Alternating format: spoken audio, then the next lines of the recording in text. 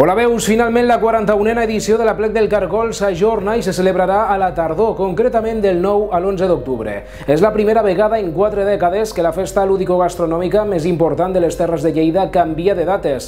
La situació excepcional en què ens trobem, immersos en l'estat d'alarma i en plena crisi sanitària del coronavirus, ha impossibilitat als organitzadors celebrar l'Aplec del 22 al 24 de maig, tal com estava previst. Tot i l'ajornament, l'Aplec d'enguany serà diferent, ja que al tractar-se d'una festa multitudinària caldrà adaptar les activitats que s'organitzin a les circumstàncies actuals. A més, coincidirà amb la tradicional aplequet de tardor.